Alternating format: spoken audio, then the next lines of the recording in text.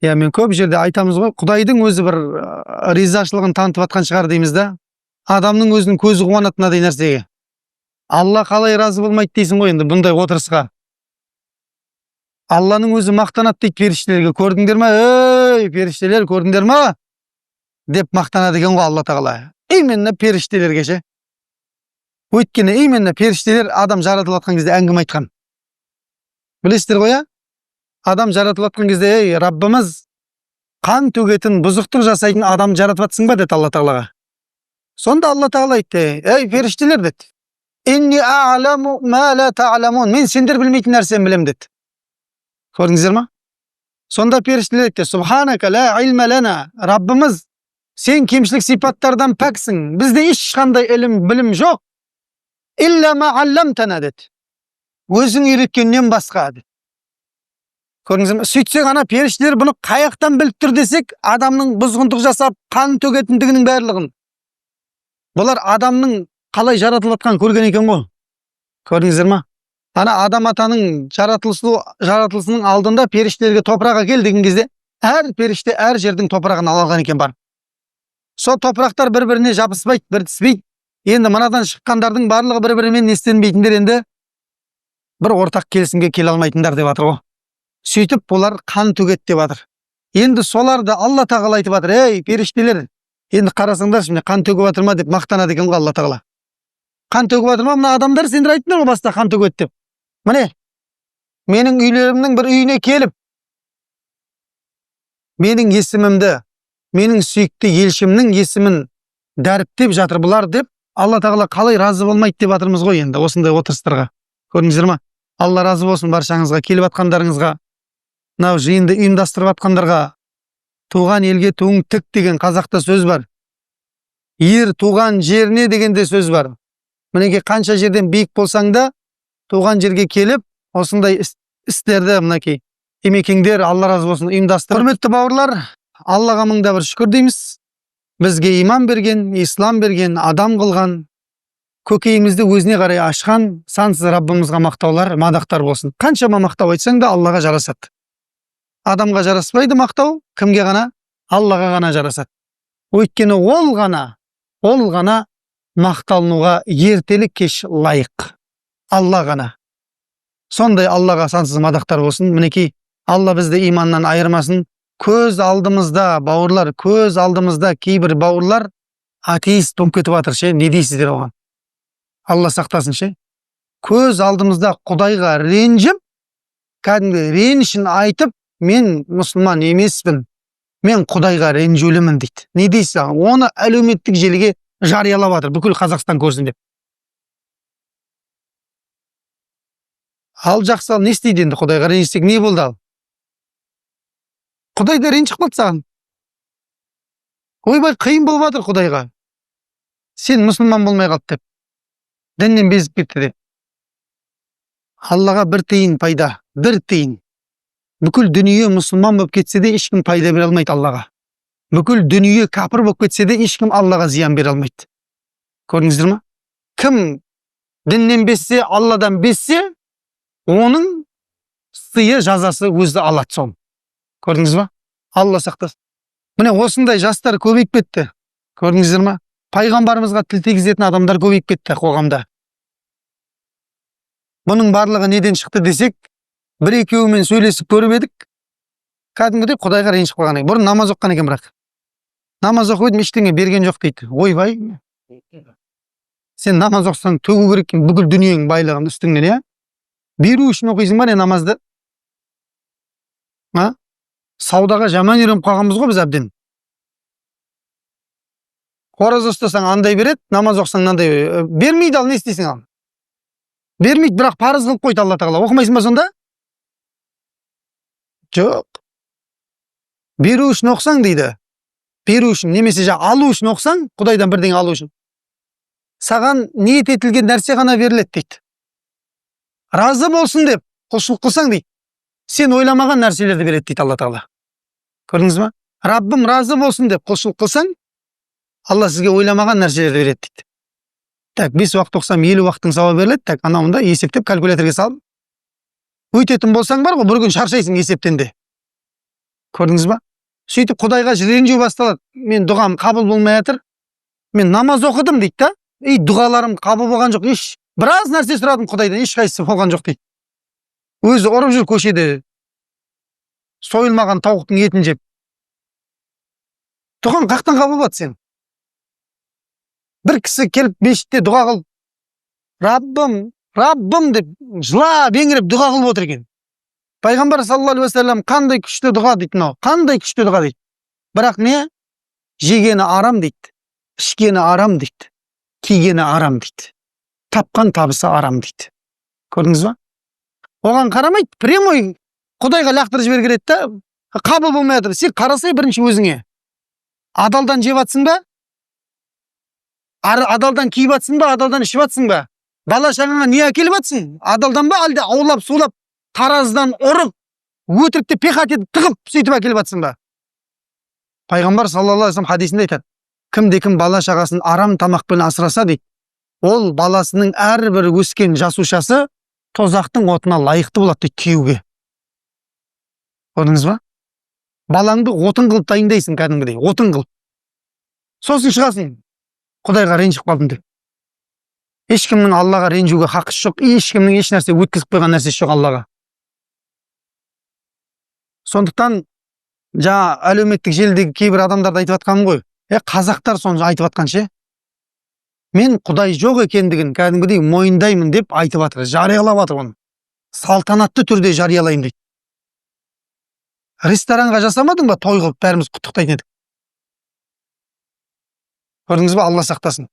Міне, кеше атеизмнің кезінде қандай болды? Біздің бабаларымыз бар ғой, тығылып жүріп намаз оқып, тығылып. Құдай тәуелсіздік беріп, есіктің бәрін ашып еді. Мен атеистпін деп шығып жатыр енді. Көрдіңіз ба? Дінді қысқан кезде дініміз мықты болды да? Дінге ерік бермеді, енді не болды? Мына интернет деген бәлекеттің кесірінен болып жатыр соның барлығы. Бұл интернетті дұрысқа пайдаланбасаң сорың бұл бар ғой. Көрдіңіз ба? Қаншама адамның сенімін бұзып тастап жатыр. Қаншама адамдардың қуып лағып, семьялардың ажырасуына себепші болып жатыр. Көрдіңіз ба? Дұрыс пайдалана алмағандықтан. Бір нәрсені естен шығармау керек, ағайындар. Алла ешқашан пендесіне жамандық қаламайды.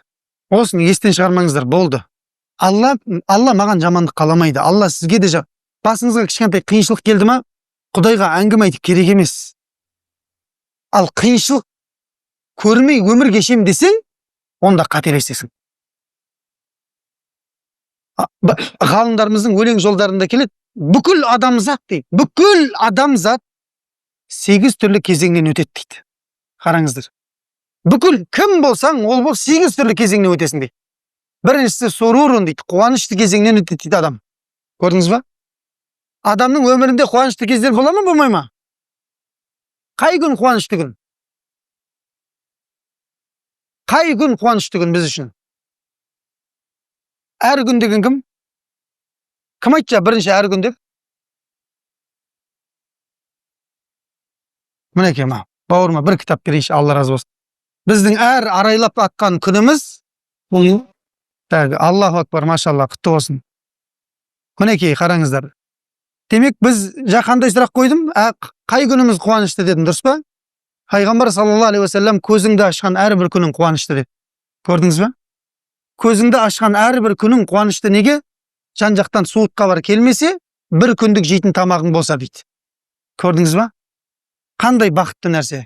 Біз үшін Алла әр күнді не қылып жатыр? Қуанышты қылып жатыр. Демек, өмірде қуанышты күн көп пе екен? Көп. Енді қараңыздар. Сурурун ва хузнун дейді. Екінші не келеді қуаныштан кейін? Қайғы келеді. Қайғы қуаныш сияқты ұзын бола ма? Бірақ дейді, адамдар бүкіл Құдайдың істеген жақсылық қуанышын бір қайғы келген кезде шай жібереді дейді. Сол үшін Құранда Алла тағала адамдар туралы айтқан кезде олар шүкірсіз, залым деп айтады адамдарды. Біз оған берген бүкіл нығметтің бәрін ұмытып кетеді, бір қайғы берсек, Раббым деп әңгіме айтып шығады дейді Құдайға. Неге менің басымнан бұлт үйіріліп кетпей қойды деп әңгіме айтады дейді Аллаға. Баяғы бақытты күндердің бәрін ұмытып кетті дейді ол. Көрдіңіз ба? Біз сондаймыз адам. Істеген жақсылықты ұмытып кетесің. Жамандықты ше? Ұмытпайсың. Көрдіңіз ба? Осындай адамбыз біз. Демек адамның өмірі бірінші міндетті түрде қуанышты күндерден тұрады дейді. Бірақ қуанышты күндерден кейін адамды бір қысып сынап алу үшін Алла қандай күндер жібереді? Қайғыны жібереді дейді. Бірақ қайғы сізді сындыру үшін қайғырдың үстіне қайғыртып, салыңды суға кетіріп, өмір бақи қиналып өту үшін жібермейді Алла. Алла одан да күшті нәрсеге тәрбиелеу үшін жібереді. Міне, осы қайғы келген кезде, қиындық келген кезде, жаңағылар не істейді? Құдайға ренжіп қалады ғой. Құдайға ренжиді де әңгіме айтады, сосын мен намаз оқымай кеттім дейді. Ой, машалла. Құдайға қиын болып жатыр, сен намаз оқымағаның бар ғой. Аллаху самад деп қойған. Алла ештеңеге мұқтаж емес деп қойған. Бірақ Алла парыз еткен нәрселерінен міндетті түрде сұрайды Алла. Көрдіңіз ба? Сондықтан мынау біз нені айтамыз ғой әрдайым? Екі балықшының қиссасын айтамыз, естеріңізде бар шығар? Міне, көрдіңіздер ме? Сол балықшының қиссасын білмейтін ағайындар үшін айтып қойын. Өткенде кеше Астанада отырып, бір ағамыз, енді былай отырмыз ғой, енді бір ағаларым. Соны айтсам, осы бір жаныма тыныштық сыйлайды дейді. Осыны айтшы, осы бір жаныма тыныштық сыйлайды дейді. Ато сауда болмайды дейді, кейде бар ғой. Қасыңдағы өзгенің басқа Құдайға сенбейтіндердің саудасы кетіп жатыр дейді. Ойлап қоясың дейді, еще салауат айтып қоясың дейді қайта-қайта. Арасында духа оқып келем дейді, бар, сауда жүрет шығар деп. Қарасай, қандай нәрсе істеп жатқандар. Екі балықшы болған екен. Біреу көп Құдайға сенеді екен. Үйінде Құдай көп. Ағаштан, пұттан, тастан, сүйектен, бәледен бүкіл Құдайлары көп екен. Екінші көршісі Раббымыз Аллаға ғана сенеді екен, болды. Екеуі таңертең бірге шығады екен көлге қарай. Мынау, Құдайларым деп шығады екен. Маған ризық бер, несібе бер, балыққа кетіп баратырмын деп, көлді жаңағы берекелі қыл деп шығады екен. Құдайларға сыйынып, қараңыздар. Мынау ше, Раббым, сен ризық берушісің ғой, саған сендім деп шығады екен. Екеуі барады, анау көлге лақтырады, рахат түсе береді ғой. Көп Құдайға сенетін бар ғой. Лақтырады, қармағына балық түсе береді ғой. Мынау бисмилла деп лақтырады, жоқ ештеңе. Аллаху акбар деп лақтырады, жоқ ештеңе. Ештеңе түспейді анаған. Соңында не болды? Шам намазы болды, болды, ымырт дейді бұны. Үйге қайтатын уақыт болды. Анау деген бүкіл себетін толтырып алған жағы. Мынага Божие. Көп Құдайға сыйынатын. Мынау дым жоқ, бір кезде шамның уақытында бір балық түсті дейді жағы. Тәу балық екен, ой, машалла, қуанып, қармағын бейт ілік ішінен алып атқан кезде балық деген қанатымен ұрып, көлге секіріп кетеді ғой. Қолға ұсталмайды ғой балық деген. Ал енді жайлап бисмилла деп мынаң дініне қарай өтуге тура келіп тұр ғой енді. Не істейсің, өтіп кетесің мына жерде? Міне, ренжу деген осылай басталады Құдайға. Көрдіңіздер ме? Осылай басталады. Так, мен Аллаға сеніп келдім. Мен 5 уақыт намаз оқимын, маған бермейді, маған береді. Көрдіңіз ба? Уже басталды ма? Басталды. Бірақ дейді, мына оқиғадан періштелердің өзі қиналып кетті дейді ғой. Сонда періштелер қиналып кетті дейді мына оқиғадан. Действительно адам қиналатын оқиға ғой. Не ойлайсың Құдай туралы, Анжел? Не ойлайсың, айтшы ал. Сонда періштелер айтты, Раббымыз дейді, мына пендең саған сыйынып шықты ғой деп айтады дейді ғой. Бір балық бермедің ғой деп. Сонда Алла Тағала, періштелер, мына қолымның жәннаттағы салынып жатқан үйін көре қойыңдар деп айтты дейді. Сөйтсе, зәулім сарай үй салынып жатыр екен кісіге. Неге десе, соңына дейін тұрған екен ғой. Алла, сен бәрібір ризық беруші сенсің, бірақ бүгін менің несібеме ештеңе бұйырған жоқ. Бұның сенетін нәрсесі дұрыс емес деп айтқан екен да. Көрдіңіз ба? Міне, өмірде кішкентай бір қиыншылыққа түсіп қалған кезде Құдайға ренжіп, дініңді ауыстырып жіберуге болмайды да. Көрдіңіз ба? Алла Тағала Құранда айтады, сендер иман келтіргеннен кейін дейді, сыналмай қаламыз деп ойлайсыңдар ма дейді. Сендерден бұрынғыларды біз сынағанбыз дейді. Және сендерді де міндетті деп айтады. Міндетті түрде сынаймыз дейді Алла Тағала. Көрдіңіз ба? Өмірде сыналмай қалатын ешкім жоқ. Бүкіл адамзат сынақтан өтеді. Ал мына біздің заман сынақтың ең ауырын татып жатқан заман. Міне қазіргі біздің заман. Өзімізше күшті, бәрі күшті сияқты болып жатыр. Бірақ не? Бүлік әрбір үйге кіріп кетті. Әр шаңыраққа бүлік кіріп кетті. Пайғамбар саллаллаху алейхи ва саллям Ухуд шайқасына қайтыс шахид болған 70 сахаба бар, білетін барған кісілер умраға неге. Сол жерде пайғамбарымыз саллаллаху алейхи ва саллям өмірден өтуінен 14 күн бұрын, 2 апта бұрын барады Ухуд шайқасына. Қайтыс болған сахабаларға барып әңгімелеседі сол жерде. Әңгімелесіп жатыр. Ухудтағы шахид болған сахабалармен әңгімелесіп жатыр пайғамбарымыз саллаллаху алейхи ва саллям. Сендер деген күшті кетіп қалдыңдар дейді. Ойбай. Мынақтағы сахабалар түсінбей тұр, тірі сахабалар. Неге өйтіп жатыр деп. Сендер өте жақсы кетіп қалдыңдар дейді. Мына мен қасында қалып қойғандар дейді. Бұлар үлкен бүлікке жолығады дейді. Бұдан кейінгі келетіндер бұлардыкінен үлкенде жолығады дейді. Одан кейінгі келетіндер олардыкінен үлкеніне жолығады дейді. Соңында заман өткен сайын ести береді, бүлік көбейе береді, күшейе береді. Қазір білесіздер. Бүліктің кірмеген, күнәнің кірмеген жері қалмады қазір. Қай жерде айтасыз күнә кірмеген жерде? Бүкіл дүниенің барлығына күнә мен бүлік кіріп бітті қазір. Соңында айтты пайғамбар саллаллаху алейхи ва саллям, тіпті деді, ол бүлік қою қараңғы түннің қараңғылығындай болады дейді. Қою болады дейді. Қою қараңғы түн деген шексіз деген ғой. Түнге қарасаңыздар шексіздік бар ар жағында. Сондай шексіз қараңғы қою түндей болады бүлік дейді. Ол бүлік әр отбасыға кіреді дейді пайғамбар саллаллаху алейхи ва саллям. Қараңыздар. Мына жердегілеріміздің барлығымыздың шаңырағымызға кірді ол бүлік. Әр кім өзінің шаңырағында әр нәрсемен сыналып жатыр қазір. Көрдіңіздер ма? Біреулер тілазар баламен сыналып жатыр. Әке шешесінің айтқанын тыңдамайтын.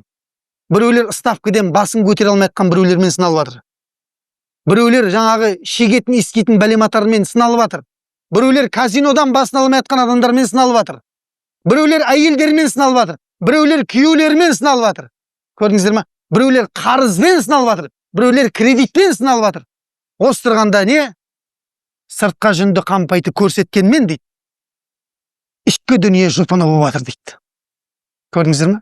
Қазір біреудің мына жерде сөйлетсек, үйіндегі проблемасын айтса, өмірден түңіліп кетесің кәдімгідей. Көрдіңіз ба?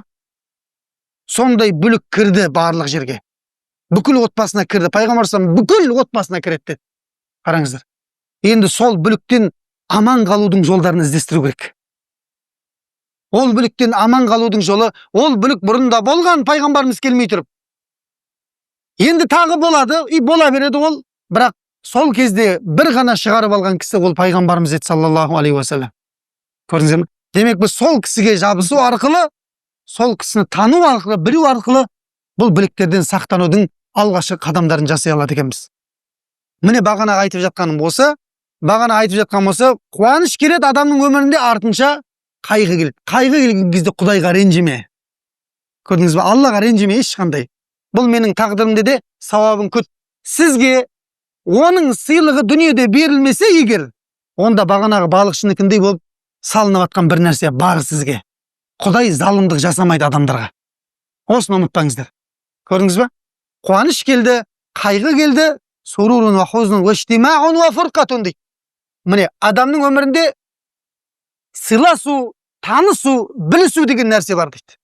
Қосылу, яғни бір-бірімен ерлі зайыпты отау құру. Дұрыс па? Жолдан жолдастау. Ата-анаңды тану. Бұның барлығы не? Өмірдегі жиналу деп аталады. Бір сәтте мысалға жасы 50-ге келген ағамыздың өмірде несі көп болады? Досы көп болады. Ана қалада бір досы бар. Мына оның барлығын қаяқтан жинады? Өмірдегі әр түрлі кезеңдер мен белестер арқылы жинады. Қараңыздар. Бір достары бар, олармен бір не істеп кетті? Ажырап кетті. Белгілі бір себептермен ажырап кетті. Өмір не істейді? Адамды қосады. Және өмір адамды ажыратады. Ешкім жабысып қалып өмір сүрмейді өмірде, қараңыздар.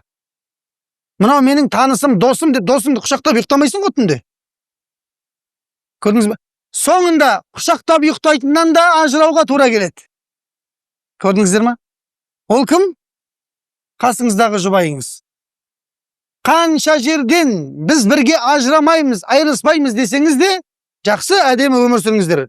Бірақ ақыр соңында ажал келіп адамды бір-бірінен ажыратып кетеді. Көрдіңіздер ма? Ешкім аялдама секілді біздің өмір дейді. Көлігің келген күні жөнелесің дейді. Көрдіңіз ба? Остановкада тұрған адамдар сияқты дейді. Көлігінің уақыты келген кезде кетіп қалады дейді. Шайтанның қызығынан аулақ болсаң, Алланың рахымына бөленесің дейді. Және не дейді? Достарың шығар тым адал дейді. Сөзіне бекем ісім нық, досты келсе шын ажал, кетеді аттан түсіріп дейді. Ақыры өмір неден тұрады? Қаншама жақсы көрсең де, қаншама жабысып қалсаң да, дүниеңді жібергің келмесе де ешкімге, бәрібір өмірден ажырайсың. Өмірде қосылулар болады, танысулар болады, сыйластықтар болады, бірақ олар уақыты келген кезде тоқтайды. Бүкіл адам осыдан өтеді дейді. Ешбір адам таныссыз, тамырсыз өтпейді, және ешбір адам бұл дүниеде қалып қоймайды дейді. Көрдіңіздер ме? Қуаныш кетті, қайғы кетті, жиналу, қосылу, сыйластық кетті, оның артынан ажырау келеді дейді. Көрдіңіздер ме? Бұл ажырау не деп аталады? Мәңгілік ажырау деп аталады. Адам ажыраған кезде, имам Ғазали деген үлкен ғалым айтады, адам дүниеден өтіп жатқан кезде жылап қиналады дейді қатты. Көрдіңіз бе? Адам жылап қатты қиналады дейді. Өздеріңіз білесіздер ғой? Иман үйруге барып жүрген шығарсыздар адамдардың. Емекеңдер жақсы біледі. Қиналып жатқан кезде адам жылайды дейді, жаман қиналады дейді, соңғы демдерін алып жатады дейді. Сонда неге жылайды деп астын сырын іздесе дейді. Осы уақытқа дейін жинаған нәрселерін қимай жылайды екен адам. Сол үшін өйткені күндерін, түндерін, тоңғанын, ыстығын бәріне төзген ол. Көрдіңіз ба? Соған төзіп, жинап, енді жетілдіріп, жетіп атқан кезде ананы қимай қалады екен адам. Қанша еңбегі кетіп қалған ғой өйткені. Көрдіңіздер ме? Сондықтан сенің қимайтын нәрсеңді етіп дүниені жинаудың керегі жоқ дейді. Бір жеткілікті мөлшерде жаңағы Құдай сақтасын, машинасын сызып тастаған ғой бір бала. Өзінің баласы ғой, ойнап жүрген, жаңа бір немен, шеге сияқты бірдеңемен әкесінің новыйдан алған машинасын сызып тастаған екен. Білесіздер ғой? Ол машина деген бәле болды ғой, біреудің машинасына тиіп кетсең болды, атылып арыстандай жұлқым шығады машинаның ішінен. Бергел деп. Бір машинамен туылған адам сияқты бар. Не деген жүрекке кірген деймін да, анам машинаның жүрекке кіргендігін қарасаңшы. Ана баланы аямай қолынан ұра берген істеген. Баланың қолы істемей қалған, қолын кесіп тастаған баласын. Кейін жылап жатыр. Әке сурет салатыннан айырып тастадың ғой деп баласы жылаған екен. Көрдіңіз ба? Балам дүниенің машинасын алдың әкеп берер едің, кешірші мен деп әке жылаған екен. Көрдіңіз ба? Ашумен ана істеп тастады. Не керек? Не үшін сол? Болмайтын бір қаңылтыр үшін, қаңылтыр үшін сатып атыр адамдар бір-бірін бар ғой.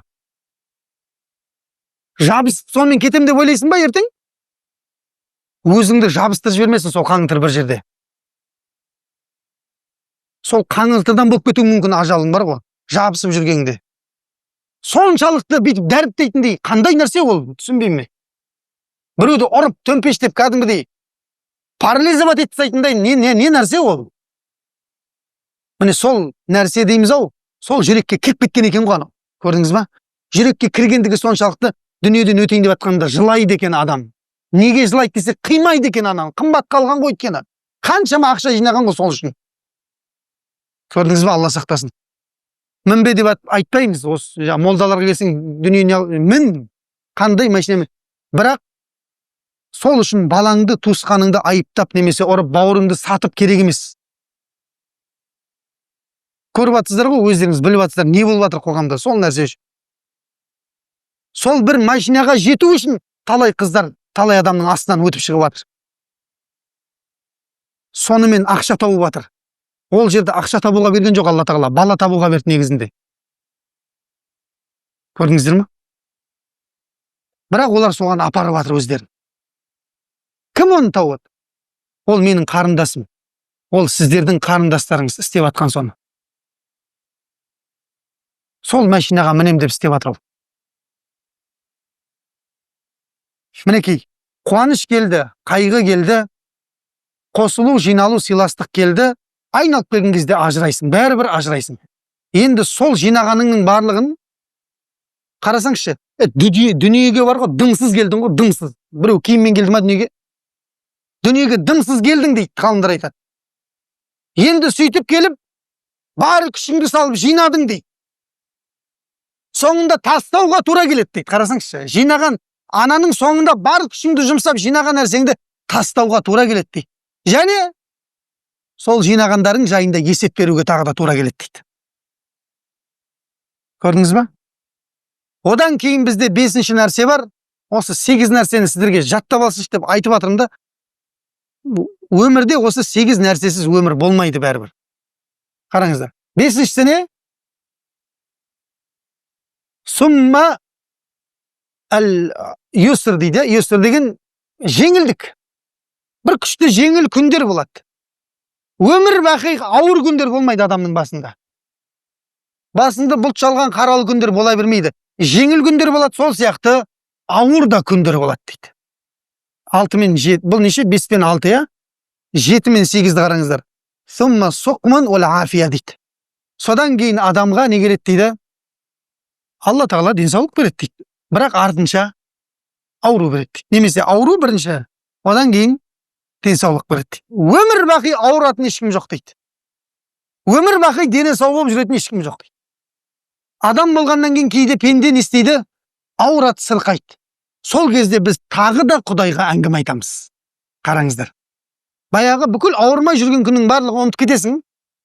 Ауырған күн болған кезде Құдайға әңгіме айтып бастайсың.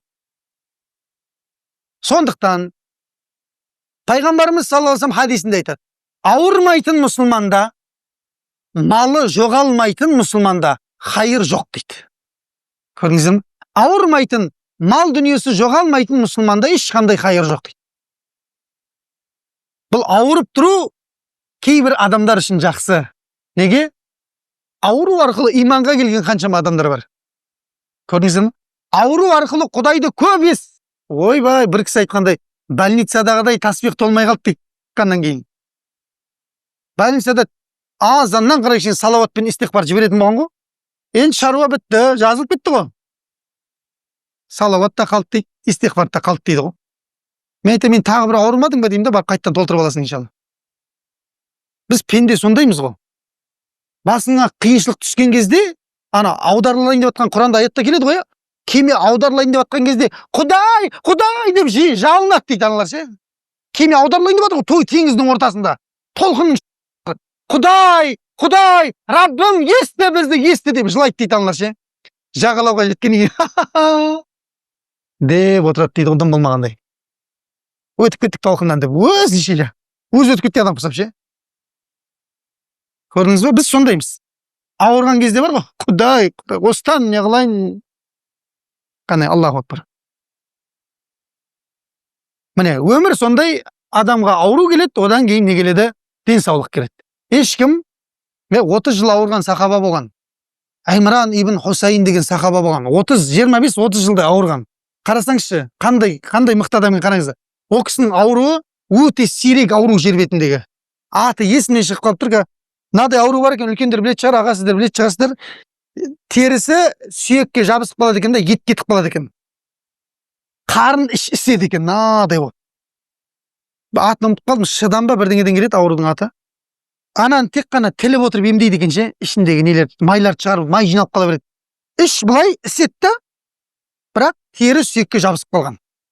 Асқазан істемейді, сондай ауру. Сондай аурумен 25 жыл, 30 жылдай ауырған екен жаңа сахаба. Сонда сондай мықтылығы үшін жаңаға сахабаның періштелер келіп сәлем беретін болған дейді ғой, не дейсіз? Неге ол мықты десек, 25-30 жыл ауырса да ешқашан Құдайға бір наразы сөз айтпаған екен. Құдай мені неге ауыртып жатсың деп айтпаған екен. Аллаға ешқандай әңгіме айтпаған екен. Жолдас балдар өзі шаршайды ғой енді, бір келеді, екі келеді, соңында жолдас балдар келмей қояды екен. Өзі сондай ғой. Жаңағы не дейді? Үйдің жылысын күннің суығында білесің, кімнің досын басыңа іс түскенде білесің дейді ғой. Шынымен ауырған кезде белгілі болып қалады ғой. Малың дүниең кеткен кезде, басыңа бұлт келген кезде, достарың өзі маскелер шешіледі өзі, кімнің дос екенін біліп қоясың. Дәл сол сияқты бұл кісінің де біраз таныстары келмей қояды. Бір-екі танысы бар екен, олар келіп тұрған, бір күн олар да келмей қойды дейді ғой. Сонымен оларға айтады ғой, сендер неғып келмей қойдыңдар десе, Biz senen uyalamız deydi da. Bizdi көрген кезде biz қысылатын сияқтысың дейді да жаңағыдай. Саудың басындағы тәжді аурухана көреді дейді қазақ. Айналайындар дейді. Несіне қысылам дейді да, несіне қысылам? Баяғыда қалай келіп жүрдіңдер, дәл солай келе беріңдер дейді. Мен дейді, міне 25-30 жылдай болды дейді. Құдайға тағдырыма наразы болып бірде-бір сөз айтқан жоқпын дейді. Сендерге не деп әңгіме айтам мен дейді да. Ана қарасаңшы, 30 жыл өзінің аузына ие болған. Құдай неге мені ауырттың деп бірде-бір рет айтпаған екен ғой. Қараңыздар. Сол үшін ол кісіге періштелер келіп сәлем беретін болған. Мәртебесін қараңыз. Мінекей сондықтан құрметті бауырлар, адамның бүкіл өмірі осы 8 нәрседен өтеді екен. Міне енді сол үлкен бүліктердің заманда біз тұрмыз қазір, иманды сақтау ауыр болған заманда тұрмыз. Айналамызда кейбір бізді иманнан тосатын адамдардың көбейген заманда тұрмыз. Білесіздер ғой бар екен, не? Намаз бастап, немесе орамал таққың келіп, жұмаға барғың келіп жүрсе, күнәң көп па не деген әңгіме айтылады. Қойшы, сен кәдімгідей күнәқарсың ба сонша, не қылатындай? Жап-жас болып не барсағың дейді. Не деген бір сөздер бар, күшті-күшті сөздер ше. Йемендік үлкен атақты шайыр болған екен. Йемендік бар ғой. Шайырларды білесіздер, ақындар. Делебесі қозаты, ой, творчествоның адамдары. Кейде бір ауыр әңгімелер етіп қойды кейде, байқамай. Сол шайырлардың бірі үлкен Йемендегі атақты. Меккеде пайғамбар шығыпты, Мұхаммед деген, соған адамдар ілесіп жатыр екен. Сондай бір игіліктің басында жүретін кісі екен, өтірік айтпайтын, аманатқа қиянат жасамайтын, сондай пайғамбарымыздың бірнеше сипаттарын айтып тастағаннан кейін, мына кісі уже жасы 60-қа келіп жақындап қалған, ереуден асқан, шаршаған, анадан мынадан. Сонымен адам шаршайды ғой өйткені. Адам күнәдан да шаршайды. Қашанғы жүресің? Ана рухыңды, денеңді тыныштандырам деп, әр жерден кайфуша іздеп жатсың да таба алмайсың бірақ. Қақта? Жанның тыныштығы қақта білесіздер ма? Жанның тыныштығы жәннатта дейді.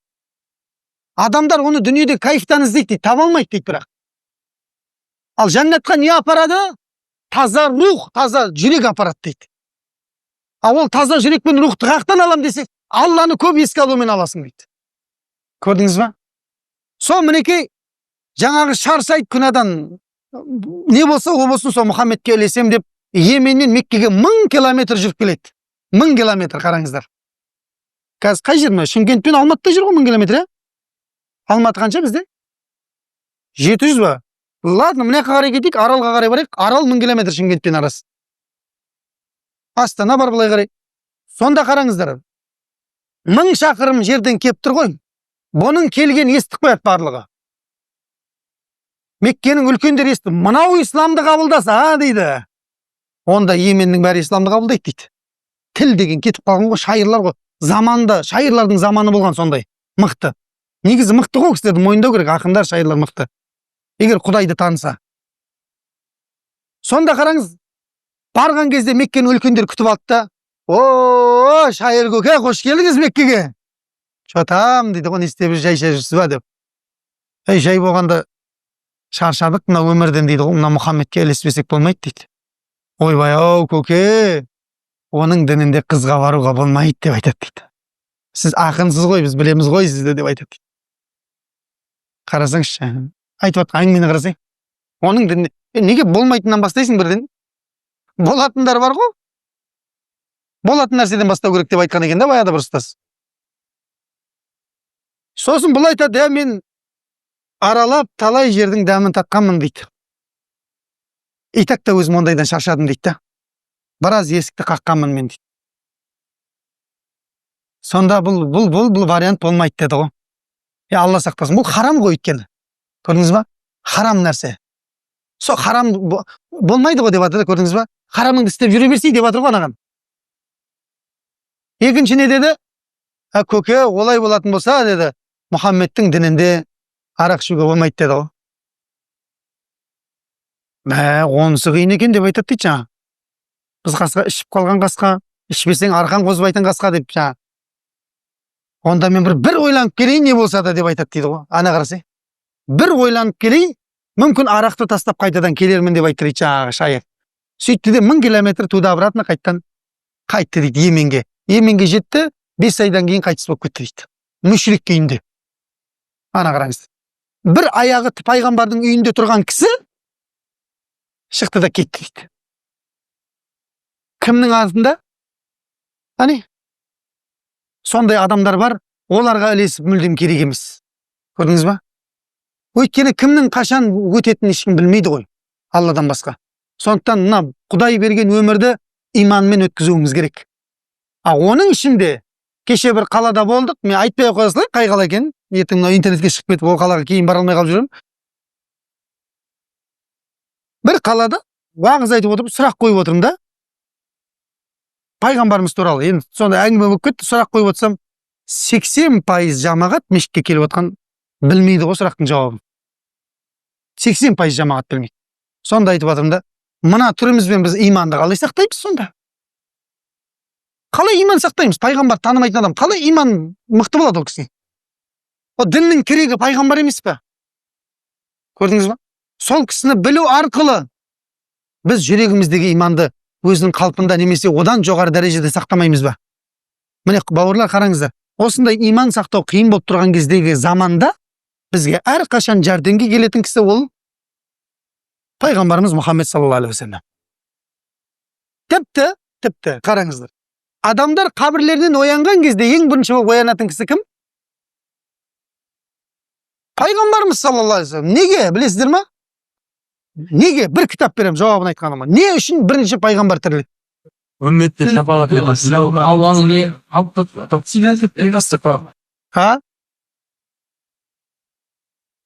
Үмметіне шапағат ету үшін, үмметінен кешірім сұрау үшін, үмметі үшін кешірім сұрау үшін, я? Алланың сүйікті құлы болған, я? Алланың сүйікті құлы болды, жақсы вариант. Не дейді? Дағуат. Ол жерде дағуат жоқ, бұл о жақта ғой дағуат. О жақта чисті сұрақ жауап қой. Сұрақ жауаптың қасында қалып. Сұрақ жауаптың қасында. Жобаласады, я. Мына бауырым сізге мына. Түсіндіріп берейін өзім. Қараңыздар. Жобаласты жауабы. Үмметі оянған кезде, сұрақ жауабының жағдайын білген кезде қорқып кетпес үшін бірінші пайғамбарымызды көреді екен. Көрдіңіздер ме? Соны көріп барып жүректері басылады дейді. Сол үшін пайғамбар олардың алдында бірінші тіріліп күтіп тұрады екен. Біліп алыңыздар. Пайғамбарымыз саллаллаху алейхи ва саллям қабірінен бірінші оянып, үмметі не істеп тұрады? Күтіп тұрады. Аналар өзінің амалдарын біліп тұр ғой, қорқып тұр ғой жағдайлар. Шошып қабірлерінен оянғанда пайғамбарымызды көріп жүректері басылады дейді. Көрдіңіздер ме? Сондықтан пайғамбар саллаллаху алейхи ва саллям бізге мына жақта да керек, о жақта да керек, оның ар жағында да керек екен ғой. Сол кісіге мықтап жабысып алуымыз керек. Көрдіңіздер ме? Керек па пайғамбарымыз? Керек қой. Ол қабірде де сұрақта бар ғой ол. Пайғамбарың кім деген сұрақ бар ғой қабірде. Енді соны мысалға мешіттегі жамағаттың 80% білмесе, ол қалай жауап береді ертең мысалға пайғамбарымыз туралы? Оның бер жағында біз иманды қалай сақтаймыз пайғамбар танымасақ? Көрдіңіз ба? Бұның барлығы өте ауыр нәрсе.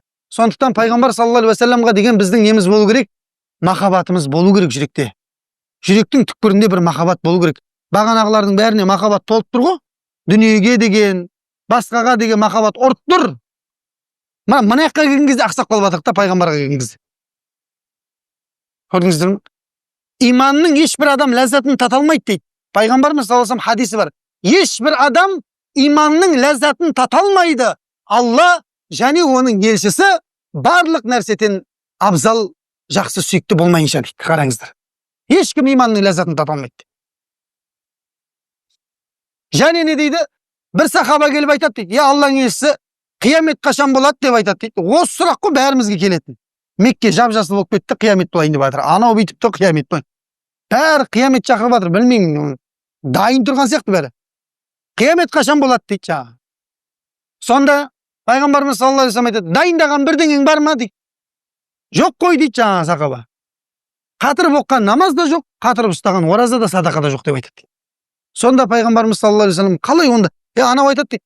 Мен бірақ дейді, Алла және оның елшісін бүкіл нәрседен артық жақсы көремін деп айтты дейді. Қараңыздар. Олай болатын болса, Sen жақсы көргеніңмен бірге боласың деп айтты дейді пайғамбарымыз саллаллаху алейхи вассалам. Керек пе екен тағы да? Пайғамбарыңмен бірге боласың деген сөз, пайғамбарымыздың жәннаттағы мәртебесі ең биік жоғарыда. Ал оған сүйікті, мынау махаббат қойған кісі, сол кісінің ең биік мәртебеде жоғарыда қасында отырады деген сөз. Раббысының дидарын қайта-қайта көреді деген сөз. Көрдіңіз ба? Бұл әшейін нәрсе емес пайғамбарымызға деген ілесу. Бұл біріншіден иманды сақтау, екіншіден өзіңнің Раббыңның алдындағы дәрежеңді сақтау. Қандай жақсы нәрсе. Сол пайғамбарымыздың көркем мінезімен мінезденбегеннен кейін біз не істей алмай жатырық? Біз жаңағы қараса көзі тоймайтын мұсылмандардан болып қалып жатырмыз кейде. Көрдіңіздер ма? Сол пайғамбарымызға деген адамның жүрегінде сәл де болса не болу керек? Махаббат болу керек. Міне жас балалар, қараңыздар, мен сіздерге қызық оқиға айтып берейін. Өмірде болған оқиған. Қарағандыда отырған кезімізде кеше Елдос деген ұстаз бар, мына Ұлытау облысының өкілі имамы. Сол кісі айтып жатыр. Бауыржан Әлиұлы деген ұстаз болған, марқұм, Алла рахымына алсын, қайтыс болып кетті. Сол кісіге бір жамағаттан бір кісі келіп айтқан екен, ұстаз, үйде проблема деген бар ғой, шашты ағартып жіберді деп айтқан екен. Проблема, үй деген, үйге уже барғың келмейді деп айтады екен ше. Бірдеңе күтіп тұрады үйде дейді. Уже үй десе болды, жұмыс бітеді, кешкісін үйге бару керек десе болды, маза кетеді дейді кәдімгідей үйге баруға ше. Берекетті көтеріп тастады дейді Құдай тағала үйде. Не істеймін ұстаз деп келген ғой, бәріміздің ішімізде мазалап жүрген сұрақ қой сол. Не істеймін ұстаз деп келген кезде Бауыржан ұстаз айтқан екен, бауырым, сен пайғамбарымыздың өмірбаянын бір күнде 10 беттен оқы, и тоқтатпа деп айтқан екен. Бір күнде 10 бет оқы деп айтқан екен. И оқығаныңды айтпа деген екен әйеліңе. Қарасаңшы, ана оққаннан кейін ішіңе сыймайды ғой, көрдің ба, Хадиша анамызды қарамайсың ба? Не сенікі мынау деп. Айтқанға өліп баратады ғой. Айтпа деген екен соны, айтпа. Оқы, и жат деген болды. 10 бет, бірақ 11 бет оқыма. Сонымен бір ай оққан ғой, 10 беттен пайғамбарымыздың күнде өмірбаян оқиды, ұйықтайды екен. 10 бет оқиды, ұйықтайды. Болды. Бір айдан кейін жеңгешке кепті ғой жаңа. Не, өзің оқи бересің ба не деп. Не оқырсың сен осы деп. Оқысай бізде тыңдайық деп. Сонымен жаңа жеңгешкемен бірге оқыған, кейін балдарды қосқан, 2 айдан кейін жаңа семья басқаша болып кетті дейді. Қараңыздар. Ұстаздың келіп бір жамағат маңдайынан сүйіп жатыр. Ұстаз, Алла разы болсын, шайқалып кетейін деп тұрған семьямыз талып қалыпты деп айтты. Ей, маған емес, пайғамбарға рахмет айт. Пайғамбар үйіңе кіріп ет, берекет кірді деп айтты дейді. Көрдіңіздер ме? Пайғамбар үйден шығып кетсе, үйден берекет кетіп қалады.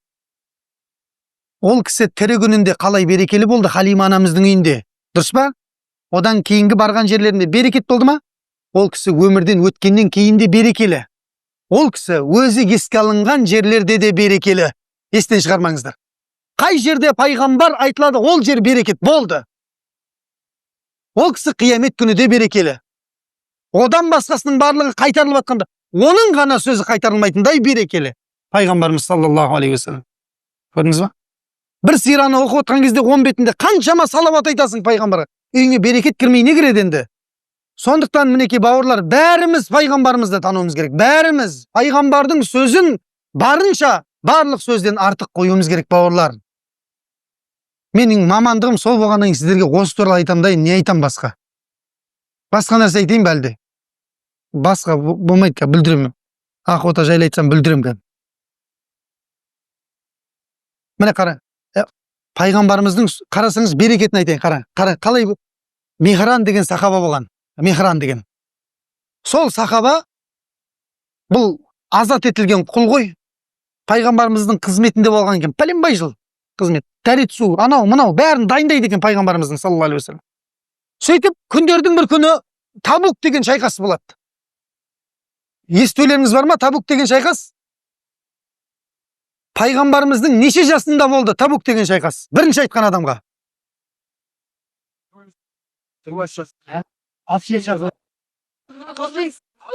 62 деген кім? 62 деген? Сіз ба 62 деген? Ей, машалла. Мінекей бауырым, бірден айтты 62 жасында деді.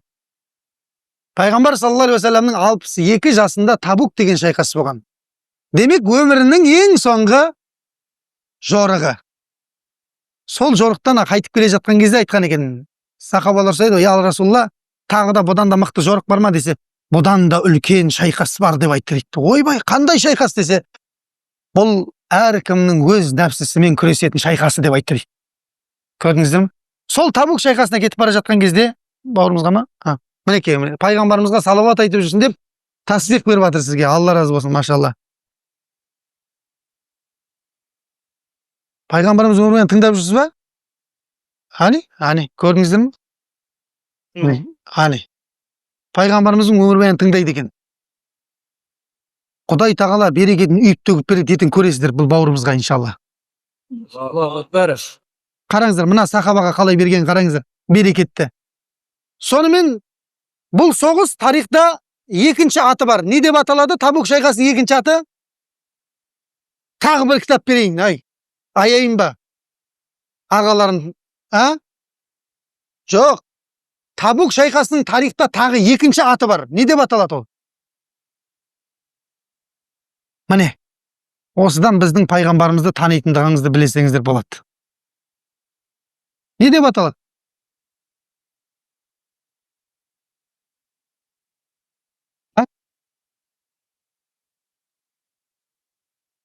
Ұмытып қалдыңыздар ма? Мейлі, ұмытып қалған шығар. Айту ғой, алып отырсыздар ма? Жаттап алыңыздар онда. Бұл жорықтың екінші аты тарихтағы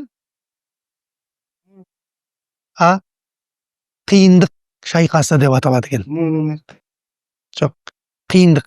Ғазватул уср деп аталады. Ауыр шайқас деп аталады екен. Неге ауыр десек, бұл шайқас болатын жылы Мәдинада жұт болған екен.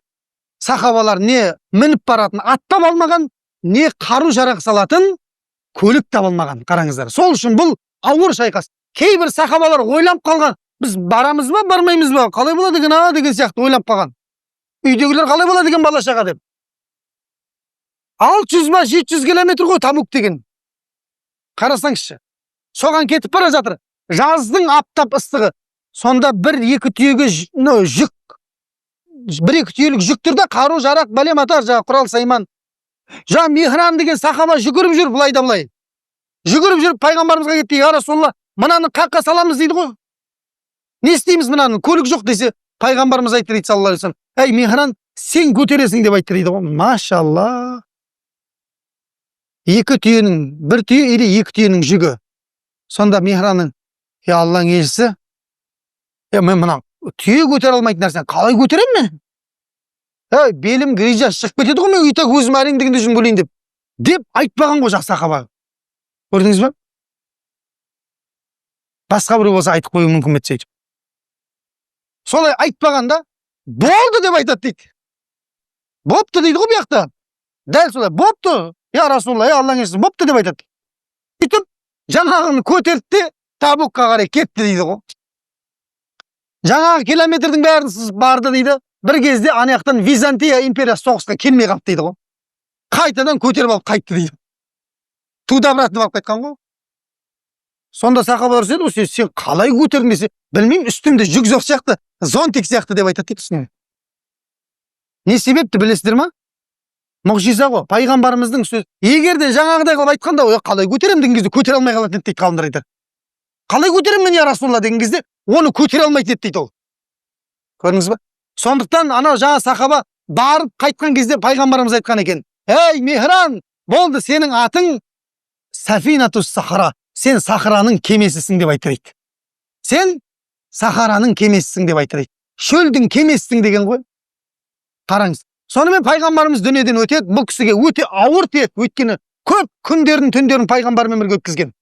Сондай ауыр Мәдинада өмір сүру қиындайды. Тасташ дейді, Мәдинадан шығып, теңізге саудагерлермен бірге шығып кетеді кемемен. Кеме теңізде аударылады ғой.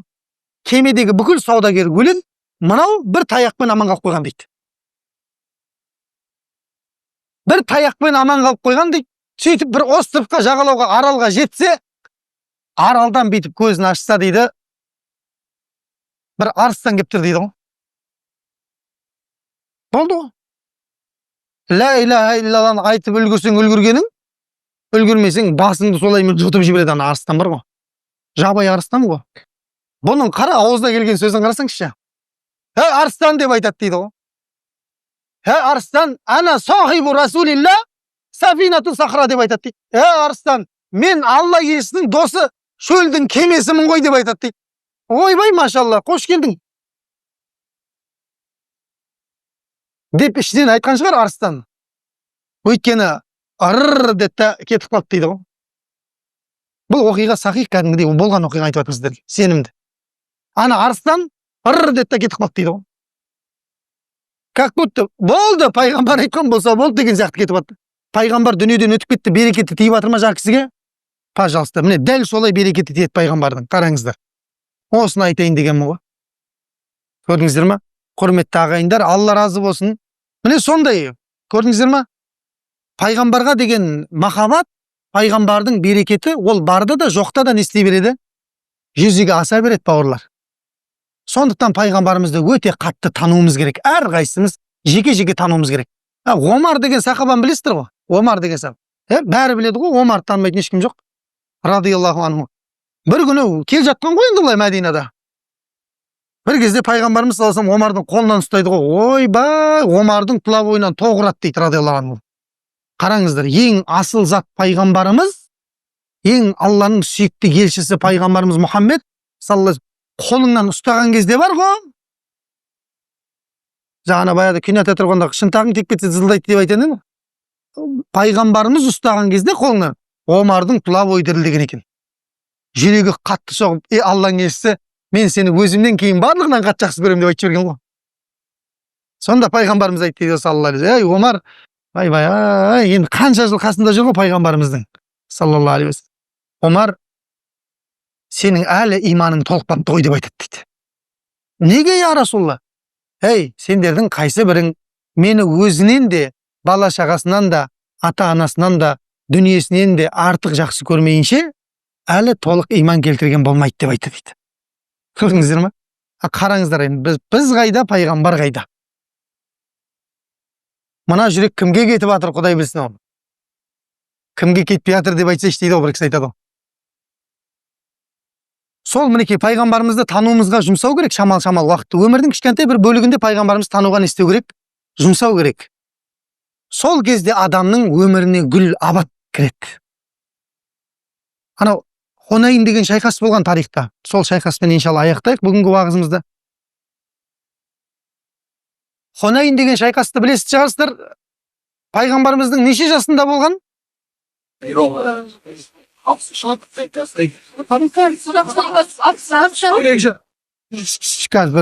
Ал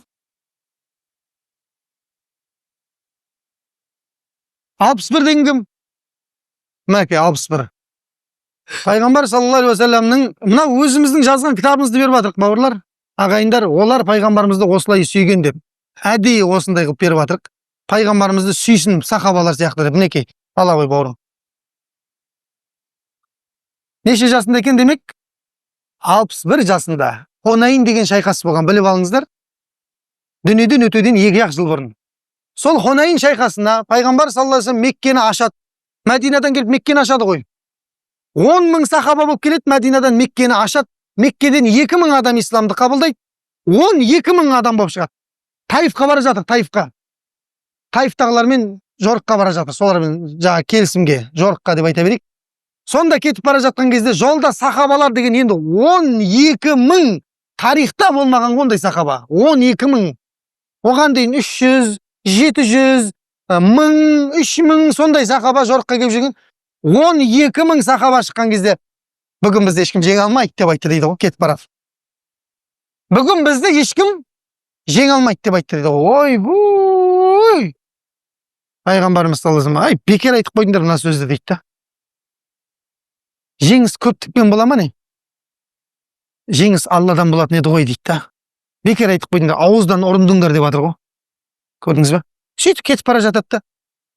12 мың сахаба Таифтың жеріне жақындаған кезде Хунейн деген ойпат бар мынадай. Сол ойпатқа кірген кезде жебелер жаңбыр сияқты жауады ғой көктен. Жаңбыр сияқты жауған кезде бар ғой, 11900 сахаба қашып кеткен ғой. Бүгін біз жеңеміз деп кеткен сахабалар бар ғой, 11900 қашып кеткен. Нешеу қалып қойды? 100 сахаба қалып қалған пайғамбарымыздың жанында. Соның ішінде кеше ғана исламды қабылдаған Абу Суфиян деген сахаба жүр. Пайғамбарымыздың атының жүгенінен ұстап алғанда, анау ат қашпасын деп ұстап тұр екен. Батыр кісі ғой ол да, енді исламды қабылдаған ғой, бірақ бүй деп айтады дейді ғой. Ой, бұл мыналардың скорысы мощный деп айтады дейді. Мынау мен мыналар Қызыл теңізден бір шығады деп айтады дейді. Не деген қашу мынау деп айтады дейді. Көрдіңіз ба? Паника болып қалған жерде, абдырап қалғанда, жебеге атқан кезде пайғамбар тастап қашқан ғой бәрі. Оның абдырауы, жебенің келуі барлығы неден кетті? Ауыздан кетті ғой, ауыздан авария болды деп айтады. Бүгін бізді ешкім жеңе алмайды деді ғой, көрдіңіз бе? Осыған дейін бір санмен жеңіп жүрген сахабалар ұқсап. Бұған дейін аз болды ғой олар, бірақ жеңді ғой Алланың жәрдемімен. Міне көрдіңіз бе? Алла Құранда айтты, сол үшін Хунайн шайқасы күні сендердің көптіктерің өз-өздеріңді дандайыстып жіберді дейді Алла Тағала. Көрдіңіз бе? Мен шешем любой проблеманы деген қою керек дейтін сол ғой. Ештеңені шеше алмайсың. Алла Тағала жәрдем мен сәттілік бермесе, ешкім ешқандай проблеманы шеше алмайды. Ол қандай лауазым иесі болса да. Көрдіңіздер ме?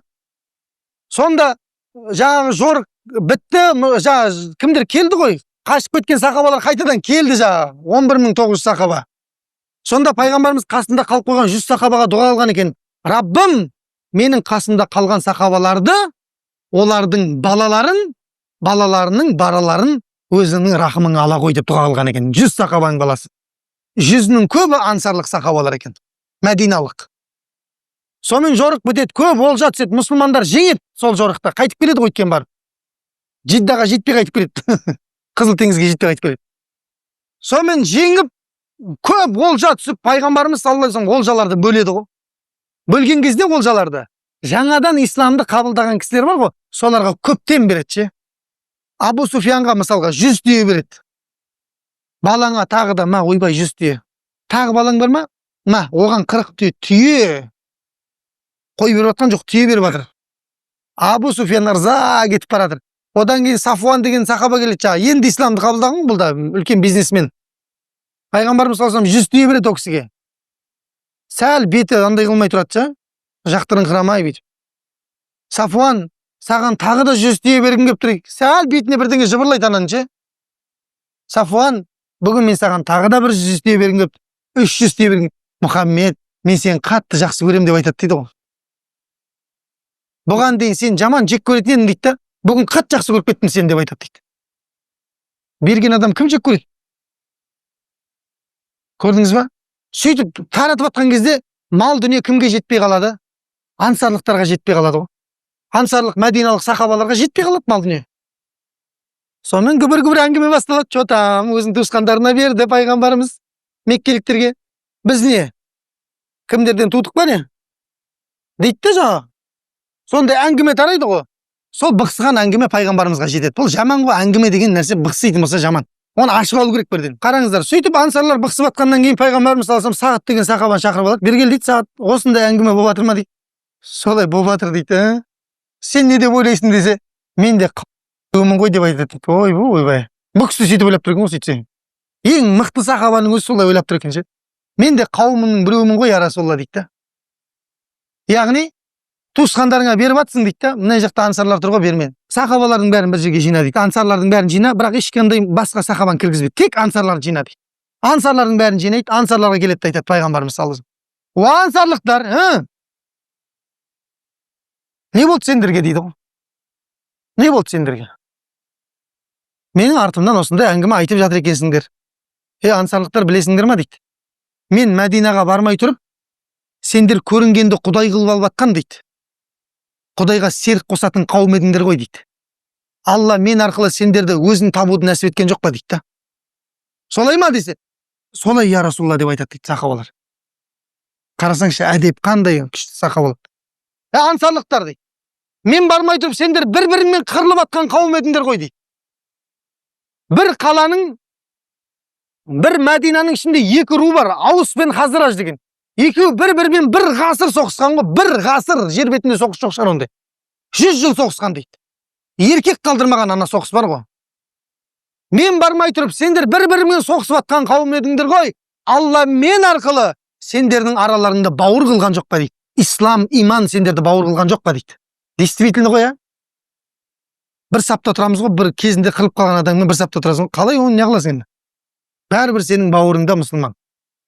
Иманмен, Алла бізді исламмен бауыр қылып жатыр ғой арамызда. Көрдіңіз ба? Мен сіздерді жақсы көремін. Сіздер мені жақсы көресіздер. Сіздердің маған өткізіп қойғандарыңыз жоқ, менің сіздерге өткізіп қойғаным жоқ. Не бар арамызда? Тек қана иман мен ислам бар. Осы бізді арамыз жалғап атқан. Аға іні қылып, бауыр қылып сыйластырып атқан нәрсе осы бізді. Айтпесе үш қайнаса сорпамыз қосылмайтын адамдарымыз ғой біз. Аллаға мыңда бір шүкір, иман, осындай ислам берген. Бұрын сендер бір-бірлеріңе жау, дұшпан едіңдер дейді Алла Тағала Құранда айтады. Алла сендерге иманды, исламды берді. Қалай бауыр болғандарыңды білмей қалдыңдар дейді Алла Тағала айтады. Көрдіңіз ба? Міне сол қырылып атқан екі қауым, мен арқылы Алла сендерді бауыр қылған жоқ па десе, дәл солай я Аллаң естіді деп айтты дейді. Сахабалар, ансарлықтар. Ансарлықтар, мен бармай тұрып кедейліктен сіңірлерің шыққан ана еврейлерге, яһудилерге қарыз сондай қауым едіңдер, Алла мен арқылы сендерді байтқан жоқ па десе, дәл солай я Аллаң естіді деп айтады дейді. Бір кезде пайғамбарымыз әңгімені өзгертті де, ансарлықтар, неге сендер былай деп айтпайсыңдар дейді ғой. Қалай деп айтайық? Аллаң елшісі, еліңнен қуылып қаңғып келген кезіңде тұрақ берген кім еді? Біз емес дедік деп айтпайсыңдар ма дейді. Дұрыс па? Мәдиналықтар ғой берген, үй берген. Неге айтпайсыңдар дейді. Сонда бір ішінде біреу қақшаңдап шығып, айтпақшы, не сенікі? Кеше ғана келіп алып төрімізге шықтың ғой, деп ешқайсысы айтпаған жақ сахабалардың ше. Мысалға да біреу қақшаң шықса болады ғой, айтпаған. Не деп айтқан дейді? Кеңшілік Алла және оның елшісінікі деп айтты. Ілтипатты қараңыздар. Кеңшілік, рахым кімдікі? Алла және оның елшісінікі деп айтты дейді. Қараңыздар. Сонда, ансарлықтар, неге айтпайсыңдар сендер? Алланың елшісі, кедей болып, үйлеріңді тастап, бүкіл сахабаларыңмен бірге келген кезде, біздің елге келіп байған жоқсыңдар ма деп, неге айтпайсыңдар десе? Айтпақшы сендер, деп шықпағанда жан сахабалар. Көрдіңіз ба? Не деп айтты дейді? Кеңшілік Алла және оның елшісінікі деп айтты. Мінекей, ілтипат пайғамбарға деген. Қанша жерден ренжіп тұр да пайғамбарға. Айтып айтпастан болады ана жерде. Бірақ пайғамбарға деген құрметті қараңыздар. Сонда пайғамбарымыз саллаллаху алейхи уассалам олардың құрметтегеннен артық құрмет берген. Ансарлықтар дейді, қараңыз. Бүкіл дүние бір тарапта кетсе дейді. Ансарлықтар бір соқпақпен жүрсе дейді. Мен сендердің арттарынан ілесем дейді, қараңыздар. Ансарлықтар, сендер дос болғанмен мен доспын дейді. Сендер қас болғанмен мен қаспын дейді. Ансарлықтар, егер де мен Меккеде пайғамбар болып туылмағанда, мен мәдиналық болатын едім, ансарлық болатын едім деп айтқан екен. Ансарлықтар, адамдар исламды жаңадан қабылдап, мен оларға мал дүниені үлестіріп жеткізе алмай жатқан кезде не қылған әңгіме бол дейді. Алла иесі бізге мал берген жоқ деген не қылған әңгіме ол дейді. Адамдар үйлеріне қойларын, түйелерін айдап кетіп бара жатқан кезде сендер Алла елшісінің үйлеріне алып кетуге разы емессіңдер ме деп айтты дейді. Аллаху акбар. Сахабалардың барлығы жылады дейді сол жерде. Разымыз, я Расулалла, разымыз, кешіріңіз бізді деп айтты дейді. Ауыздан сондай сөз шығып кетті бірақ дейді. Көрдіңіздер ме? Алланың елшісімен бірге қайтуларыңа разы емессіңдер ме? Мен сендердің іштеріңде өмір сүрем, және сендердің іштеріңде дүниеден өтем деп айтты дейді пайғамбарымыз саллаллаху алейхи уассалам. Көрдіңіздер ме? Айтқандай сөзінде тұрды, қаяқта дүние салды? Мәдина қаласында дүние салды пайғамбарымыз саллаллаху алейхи уассалам. Қараңыздар. Сахабалар пайғамбарымызды алып кетті, Мәдинаның берекеті қиямет күніне дейін қалды. Кім үшін? Пайғамбар үшін дейді, қараңыздар. Разымыз деді ғой сенің қайтуыңа. Мінекей солай да біз пайғамбарымызға құрметті бауырлар, осылай біз тырнағымызбен пайғамбарымызға жабысуымыз керек екен. Осындай қиын заманда бізді қорғайтын жалғыз ғана құрал бұл пайғамбарымызға ілесу, күнә нәрселерден сақ болу. Енді Алла разы болсын, 1 сағаттан астам уағыз айтып біз. Енді алатын адам алар, түйетін адам түйер, айтылатын нәрсе енді айтылды. Бағанағыдай тым болмаса күніне 10 беттен пайғамбарымыздың өмірбаянын оқып, үйлеріңізге берекет кіргізіп алыңыздар. Мына бүгінгі кеште ұйымдастырып жатқан Айдос Емекен қажымызға, Нұрекен ағамызға, жалпы осы Темірландағы діннің қызметінде жүрген ағалардың баршасына алғыс айтамыз. Отырыңыздар, әлі біткен жоқ, қызық бірдеңе болайын деп жатыр. Және осы кештің ұйымдастырылуына себепші болып жатқан мынау Мұрат ағамызға, оның отбасына Алла разы болсын. Мына дүниеден өткен әкесінің атынан жасап жатыр ғой. Қазақта айтады ғой, бір аунап қалып жатқан шығар деп. Әкесі де бір осындай үлкен ұлы сауапқа кенеліп жатқан шығар, Алла алдынан жарылқасын. Енді мына жерде құрметті жамағат, Мұрат ағамыздың отбасының атынан дайындаған, тым болмаса бір арасында салауат айтып сауабы келіп тұрсын деп сіздерге арнаған мына жерде тәспілері бар, өте қымбат, керемет тәспілер электронды. Және мына жердегі ақсақалдарымызға, ауылдың қариялы, мынау қарттар, қазыналы қарттарына, Орнықбай ұлы Әбдуашим атамызға шапан жабылады. Оспанқұлов Мұхтар көкемізге шапан жабылады. Әбдіхамит көкемізге, Ердалы көкелерімізге осы мешіттің үлкендеріне шапан жабылады. Сосын құптан намазына азан шақырылады. Сосын намаз оқылады.